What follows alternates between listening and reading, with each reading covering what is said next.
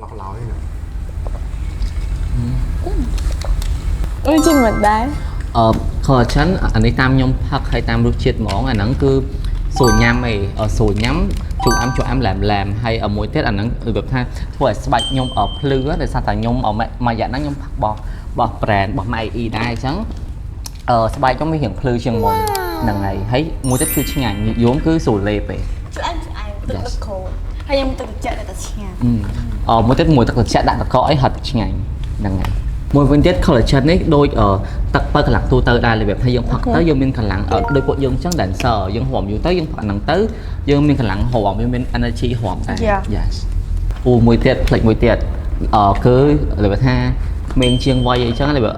ឥឡូវពួកយើងអាយុរៀងច្រើនដែរអញ្ចឹងផឹក collagen ទៅយើងឲ្យរៀងក្មេងជាងវ័យឲ្យយើងមកវាក្មេងអញ្ចឹង yes អាយុច្រើនទៅតែ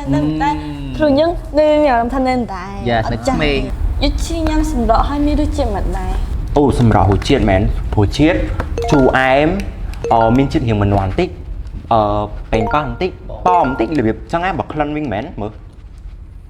ឈ្ងុយហ្មងអត់ធ្វើយើងបាក់ញ៉ាំមិនស្រួលញ៉ាំក្លិនឈ្ងុយពីផ្លែឈើមកហ្មងហើយសំខាន់ណាស់ជួយយើងបានច្រើនណាស់ជួយទៅលើការសម្រក់គីឡូយើងជួយបន្តបងយើងហើយជួយជាពិសេសសម្រួលខ្លាញ់យើងណាចឹងគាត់ថានេះគឺល្អបំផុតសម្រាប់គាត់ដែលគាត់ជ្រើសរើសយកទៅអូហើយមួយទៀតពេកប្រាប់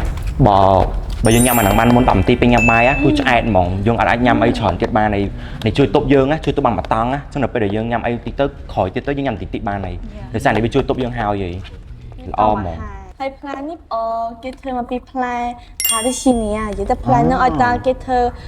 ផលិតផលអីសម្រក់គីឡូដល់ដាក់ផ្លែហ្នឹងហើយហ្នឹងជួយឲ្យសម្រក់